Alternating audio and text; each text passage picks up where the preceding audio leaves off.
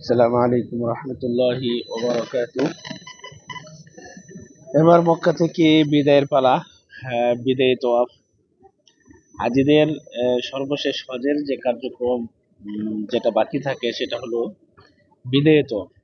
বিদায়ী তোয়াফের মাধ্যমেই হাজিদের মক্কা হজের কার্যক্রম সম্পন্ন হয়। অর্থাৎ যখন কোনো হাজি সাহেব যখন সে হজ করার শেষে বাড়িতে চলে যাবে বা মক্কা ত্যাগ করবে, তখন সে বিদায় তফ করে মক্কা থেকে বের হয়ে যাবে, সে আর মক্কাতে অবস্থান করবে না। এটাকে বিদায় তফ বলে।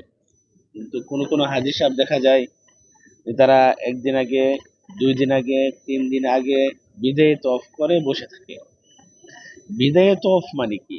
মানে শেষ, আপনি যার পরে আর কখনো অবস্থান করবেন না। আল্লাহ রসুল সাল্লাহ সাল্লাম বিদায় তফ করে তিনি মক্কা থেকে চলে আসতেন। তো এখন আমরা করি কি, যে আমি যাব রাত্রে, সকালে বিদায় তফ করে বসে থাকি।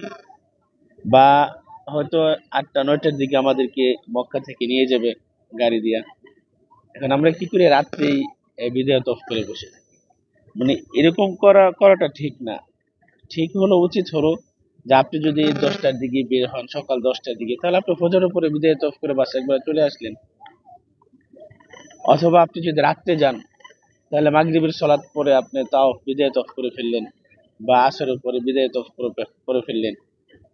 তফ করতে তো বেশি সময় লাগে না। হয়তো কাবা ঘরের পাশ দিয়ে তওয়াফ করলে একটু সময় কম লাগে।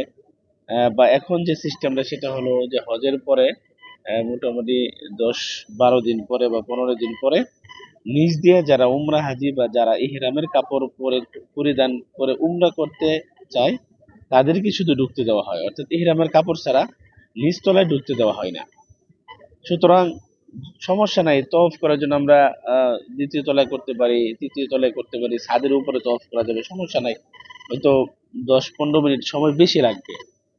কিন্তু ওই অনেক আগে তওয়াফ করে তারপরে রাত্রি যাপন করা, আবার লং টাইম থাকা, এটা ঠিক না।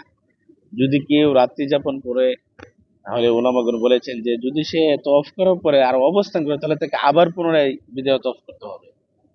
কারণ বিদায় তওয়াফটা যেন তার শেষ তওয়াফ হয়, এরপরে সে মক্কাতে আর অবস্থান করবে না। যদি বাই চান্স কোনো কারণে তার থেকে যেতে হয়, তাহলে সে সলাৎ আদায় করলো। যে মনে করেন যে সে আহ, আসরের সময় তওয়াফ করলো, কিন্তু মাগরিবের সময় তার সমস্যা হয়ে গেলো, সে গাড়ি পাইলো না, তখন সে মাগরিবের সলাৎটা সেখানে পড়লো, সাহাতে আসে বা কাবা ঘরের পাশে আসে, সলাৎটা পড়লো।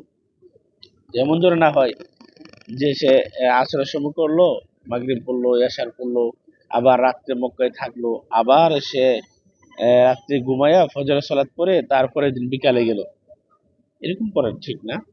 তো যথাসম্ভব উচিত হলো যে আপনি বিদায় তওফ করার পরে আর মক্কাতে অবস্থান করবেন না, আপনি চলে যাবেন।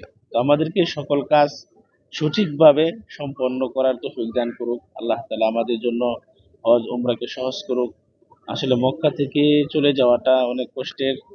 অনেক দিন অবস্থান করার পরে মক্কা থেকে চলে যাওয়ার কারণে যখন বিদায় তফ করি, তখন এমনি থেকেই মনে হচ্ছিল যে চোখ দিয়ে পানি পড়বে, বা খারাপ লাগতেছিল খুবই আন্তরিকভাবে। আসলে বিদায় বেলায় সেটা বোঝা যায়, অনেকদিন থাকার কারণে হয়তো মানে অনেককে বোঝা যায় না, কিন্তু শেষ বিদায়ে যখন চলে যাবেন, তখন দেখবেন যে আসলে ভিতরে কেমন যেন একটা খারাপ লাগতেছে, কি যেন একটা ছেড়ে যাচ্ছি, বা কি যেন একটা মানে হারিয়ে যাচ্ছে, এমন একটা পরিস্থিতি সৃষ্টি হয়।